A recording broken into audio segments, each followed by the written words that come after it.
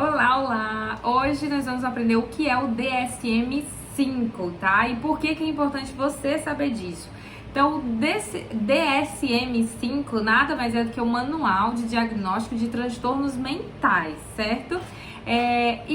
Se chama DSM-5 porque ele está no 5º volume, na 5ª atualização. Nesse momento já estão produzindo a 6ª atualização, mas hoje o que está em vigor é o DSM-5. Ele é utilizado por todos os profissionais que trabalham com a parte psicológica, neurológica, enfim, psicólogos, psiquiatras, neurologistas, enfim.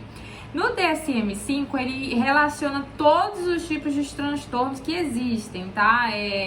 TOD, ansiedade, bipolaridade, borderline, enfim, ele tem lá a relação e quais são os critérios que definem ali um diagnóstico. Mas por que eu preciso saber disso? Eu como mãe, cuidadora e tudo mais. É importante saber a partir do momento que você está fazendo a investigação do seu filho. Se você está investigando... Ó, o Tãozinho falando no fundo. Tá de boa, tá brincando. Se você está ainda investigando o seu filho, é importante conhecer o DSM-5 para que você tenha ali um aporte para analisar o seu filho se ele está dentro dos critérios diagnósticos. Quer dizer que você vai bater o martelo e fechar lá do seu filho? Não. Mas isso vai te dar bagagem para quando você for um profissional, você conseguir falar de forma clara e precisa pontos que de fato são importantes no diagnóstico. O que acontece muito hoje em dia? Hoje em dia existem muitos profissionais despreparados para dar diagnósticos, principalmente pediatras.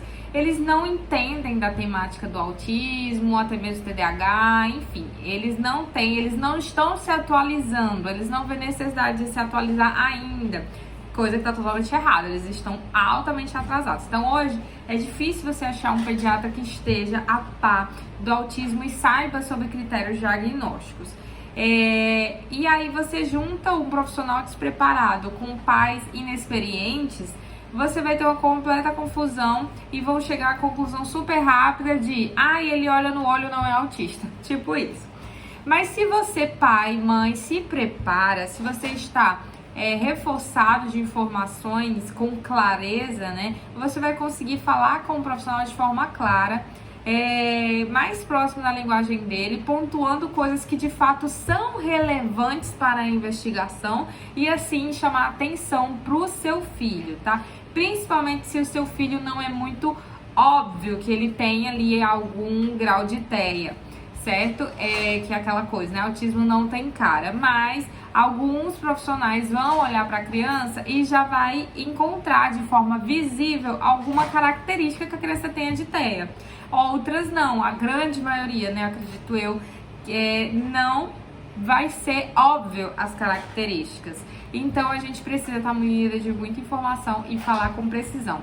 O que acontece muitas vezes? A gente vê, né, quando a pessoa chega no médico, ela viu um vídeo no Instagram, um vídeo na rede social, 10 sinais de autismo no filho, e são sinais jogados ao vento, são sinais que não fazem parte do critério diagnóstico. Quando a gente estiver lendo, que eu vou ler com vocês DSM-5, vocês vão ver que existe critério diagnóstico e existe sinais, sintomas que complementam o diagnóstico, e às vezes os pais vão chegar até o profissional apenas informando características que apoiam o diagnóstico e não de fato o critério diagnóstico. Então pode existir uma criança que tenha 30 sinais de autismo, mas que não tenha o diagnóstico de autismo por não ter os critérios diagnósticos de autismo, certo? Precisa estar ali dentro do que está pautado dentro do DSM-5.